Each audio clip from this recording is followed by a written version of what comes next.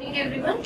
So in the previous class we have discussed with the access methods of TDMA, and in today's class we will discuss with the concepts of wireless LAN, that is IEEE 802.11. So previously, before wireless LAN, we do have networks which are called as LAN networks. That means local area networks which are connected through some cabling. So right, if we are using those cabling networks, we will not be able to move from one place to another place, and it is being a main part of a user when there needs to be a mobility, right? So in order to remove that disadvantages and to have the advantage of mobility, we are getting into the concept of this wireless LAN IEEE 802.11. Okay. So what is the main aim of this IEEE 802.11 is, it needs to provide some network protocols and specialized MAC protocols for implementing Wi-Fi communication. Okay. So whenever you take this LAN, these have different standards. Whenever you take this IEEE 802.11, it is going to have different protocols for communication. In order to make the users have the concept of flexibility for mobility, we are going for this IEEE 802.11 called Wi-Fi. The main aim of using this Wi-Fi is, it needs to reduce cabling and less cost. So these are the two main factors that are associated with wireless IEEE 802.11. Okay. So next, coming to the advantages of this wireless LAN. So first advantage is very flexible with reception area. That means, so if you consider this is a router, okay, and here you have number of stations, STA2 and STA3. Right? So these are the stations that are within the vicinity of this router. So what happens, within the radio coverage range, all the stations would be able to retrieve the signals from that router or from that adapter, right? So whenever these are getting signals within that radio coverage, if we move from one place to another place, we'll be getting signal. That means it is going to provide flexibility for the user. Wherever the radio range we have, if we move from one place to another place, we'll be able to get signal and retrieve the data from the internet, right? And the next thing is ad hoc networks without previous planning. That means, so whenever you want to fix LAN, what you need to do? Initially, you need to design the wireless LAN and you need to connect systems to, you need to connect the devices to this LAN cables. As if we have seen in our labs, there we'll be having Ethernet cables, and all the Ethernet and all the systems or the devices will be connected to the Ethernet cables itself. So if we want to add another, but in a wireless IEEE 802.11 Wi-Fi, if we want to add some device into the network, what happens is, simply we on the Wi-Fi and automatically the configuration will take place. That means it is very simple to add into the network. So but if you consider this LAN network, what happens? It is we need to extend the cabling and we need to add the devices, we need to do wiring, and all these things are mandatory to add a system or device into the network. If you consider this WLAN, simply just automatic configuration is done whenever you are connected to the Wi-Fi. That means there is no previous planning for adding the device into the network, right? And third one is no wiring difficulties. So as we have seen that in LAN network we have the much cabling things, but in wireless network, just if we fix the network once, we don't need any wiring facilities. Okay. So if you just for the initial step itself, if you place the adapter in one direction, nothing is required. Automatically you can configure the devices into the network itself. That means no cabling is required. And the next disadvantage is more robust against disasters. Why more robust against disasters is, so if we get any earthquakes,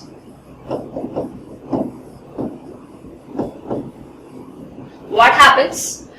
If the building get collapsed, what happens? The cabling of the entire building will get automatically break down. So if at all, if that adapter survives in Wi-Fi, if the adapter survives, what happens? So there might be a chance of communicating with other devices or other mobiles, right? So if these devices or adapters are robust, the communication itself is the simplest thing that is possible even in case of disasters. Okay, so if you see in this picture, this is an example for wireless LAN technology where these are connected. So this is a cabling and these are connected through Wi-Fi. So if you see these routers here, these are connected through radio waves. That means radio transmission without any wiring. These are getting connected to these adapters. Okay, and these are the advantages of WLAN. Next, coming to the disadvantages of WLAN, it needs to have, for example, if we consider Wi-Fi and LAN networks, that means Ethernet cables. So Wi-Fi will also have less bandwidth because all the carrier signals and all the things will be automatically transferring over the air as a network. That means there might be a chance of interference and it is going to cause a higher delay in the network. That is why this is one of the disadvantages in WLAN. That means it is going to have low bandwidth when compared to the wireless network. So every time when you want to write some exams or anything related to companies, what you prefer rather than Wi-Fi? You prefer wide cables. Why? Because it is going to give the entire data speed to the particular device itself, right? So this is the main thing that we prefer wide LANs rather than the wireless LANs. Okay, so in this wireless LANs we will be having low bandwidth. And next thing is proprietary solutions. So proprietary solutions means all the entire. So if we have some network called Geo. So what happens whenever we want to make a Wi-Fi, all the devices in that environment should be of the same kind. All the devices should be, all the adapters or routers should be of that particular specific company, right? So that means all the standards should be, all the devices and standards should follow the same regulations in a global way, right? So this is one of the disadvantages of WLAN. And next, coming to products have to follow many national restrictions. That means, so it is not possible to give license-free band of 2.4 gigahertz. That means the data rate with a high speed, right? So if one company gives this with a high speed, what about the other companies? So that means whenever a company is going to release these data speed rates, these needs to follow some restrictions. That means they need to provide only up to certain bandwidth. Okay, so these are the disadvantages of WLAN. And next, coming to the design goals of wireless LAN. So design goals of wireless LAN means, first thing, it needs to be global and seamless operation. So whatever the things we have in the network, it needs to provide continuous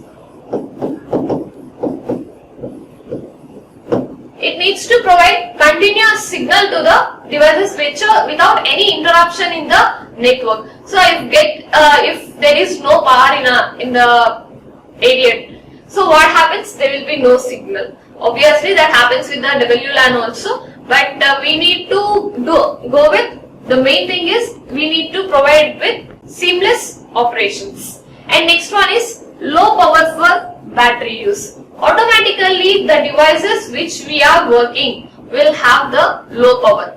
Okay, because if you take mobile phones, those are working on battery. If we take laptops, those are also working on a battery. That means if you are making them to use for a longer amount of time by connecting to Wi-Fi, it needs to grab less power. Okay, so if there is much consumption of power, what happens? Automatically the battery gets degraded very easily. So what we are considering here is one of the design goal is, even though when we are connected to the internet through Wi-Fi, it needs to take less power. That is one of the design goal. And next one is no special permissions or licenses needed to use the LAN and robust transmission technology. That means whenever you are connected to the Wi-Fi, there will not be any special transmissions in the network. And next one is simplified spontaneous cooperation at meetings. So whenever we have the less bandwidth, we will not be able to have the concept of ad hoc meetings. So what is meant by ad hoc? So ad hoc means movable. So if these are connected to the Wi-Fi, so obviously they are going to give you the less bandwidth. That means you will not be able to move from, even though you are going to provide with less bandwidth. That means you will not be able to connect to the meetings. Even though you connect, you will have the less transmission capacity, right? So this is related to simplified spontaneous cooperation at meetings. And next thing is ease to use and simple management. So does wireless LANs require any cabling or like that? No, obviously. So just automatic configuration will be done in the network itself. So that is why it is easy to use. And last one is protection of investment in wired networks. So what is this protection of investment in wired networks? So protection of investment in wired networks. That means interbridging should take place between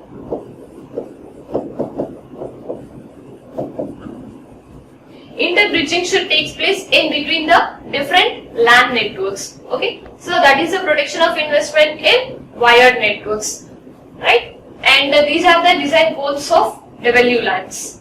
And next thing is we are going for so as of now we have dealt with advantages of WLAN. What is the main aim of WLAN? Advantages of WLAN, disadvantages of WLAN, and design goals of WLAN. So now we will discuss with types of architecture in WLAN. So mainly there are two types of architectures. So first one is infrastructure based and second one is ad hoc based architecture.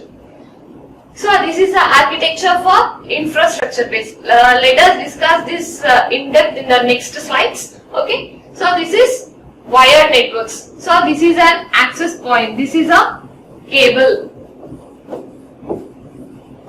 And on this cable, all these devices are interconnected. Okay. So this is an example for infrastructure. And for ad hoc networks, simply you will not be, ad hoc means simply it is called a moving. Ad hoc means moving, where you will be able to change from one place to another place. So do we have any wired networks here? No, right? Simply they are getting communicated over the radio transmissions. So this is an example for ad hoc networks. So let us now discuss briefly with infrastructure and ad hoc based architecture. So first one is infrastructure network. So what are the components that are present in infrastructure networks are? So the name itself indicates that infrastructure. So what are the infrastructure while designing a college? Tables, chairs, staff rooms, washrooms, principal room, admin block, all these are the basic infrastructure to run a college, right? So in the same way, so the infrastructure for these LAN networks, wired LAN. So simply infrastructure refers to wired LAN. So what are the basic things we need is devices. So here these devices are called as a stations. Whatever you see here, SDA, next STA, these are called as a stations, right? And next thing is you need to have access points, and you need to have cables for Ethernet wiring. Okay. So if you consider these things, so now see here in the diagram, so all these stations are called as a devices. Okay. So how these are connected to the access point. So this access point is the one which is going to transmit and receive the signals which are connected through a LAN cable. Okay. So whenever we go to our lab, what happens? We will see the hub. That is called as a hub is a access point there. From that hub itself, the main part of the cabling is done. So all the wired networks are connected from this. These are connected to a access point. So from this access point, you will be able to get the signals. Okay. So what happens here is the radio range of these devices and this access point is called as a BSS. So BSS means basic service set. So basic service set indicates the radio range of the devices that are connected with the access point is called a basic service set. Okay, so how many basic services set we have? This is one basic service set and this is second basic service set. So these are the devices that are connected to the access point through the wiring. Okay, so what happens? So assume that this is a hub. So I think you all know access point is a hub in wireless wired networks. Okay, so how these are connected? If you want to transfer some data to the internet, how these are connected is, these are connected to the distribution systems. In order to transfer data over the network and in order to transmit and receive the data over the network, these are all connected to the distribution systems. Okay, so this entire thing is called a ESS. Okay, so for example, if we consider this is as a OS lab and this as a some WT lab. So this is one basic service set and this is another basic service set. So all these entire thing is called an ESS, where ESS stands for extended service set. Okay. So apart from this, we will also get connected to some other networks, either whatever it is. It might be a wired LAN or wireless LAN, whatever the type of cable it is. If we want to get connected to the internet from this LAN cables, we need to have a special thing called as a portal. Okay, so this is a architecture of infrastructure based. And next, coming to the ad hoc based systems. So I already told you that ad hoc means moving. That means wherever you go and wherever you roam, you need to be able to get connected to the internet. So that is impossible in infrastructure based as well as in Ethernet, as well as with respect to Ethernet cables, nothing but a LAN networks, right? So having the disadvantages of these networks, we are getting into the concept of this ad hoc based networks. Okay, so in this ad hoc based network, what happens is these are connected to a routers. So simply now whatever the Wi-Fi things everyone is going for Wi-Fi, not for Ethernet, because if we use Ethernet, only one device will be able to connect to the internet. But if we use Wi-Fi, n number of devices will be able to get connected to the internet, right? So these devices will be connected to initially these devices will be connected to the routers. So what does these routers do? So these routers are all the stations,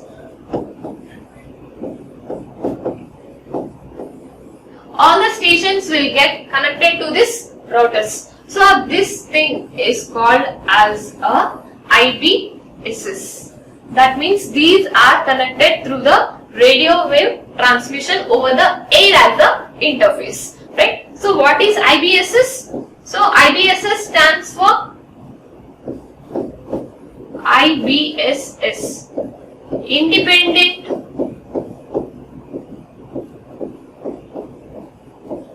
Independent Basic Service Set.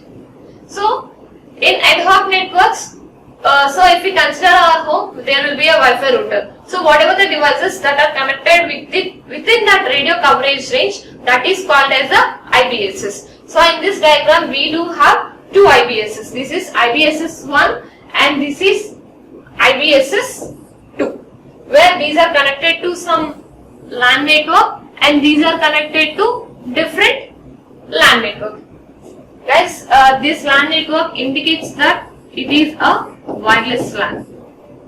Okay, so this is the concept of wireless IEEE 802.11. So in today's class we discussed with advantages of WLAN, disadvantages of WLAN, design goals, architecture. So what are the two different types of architectures we have? Infrastructure based architecture and second one is ad hoc based architecture.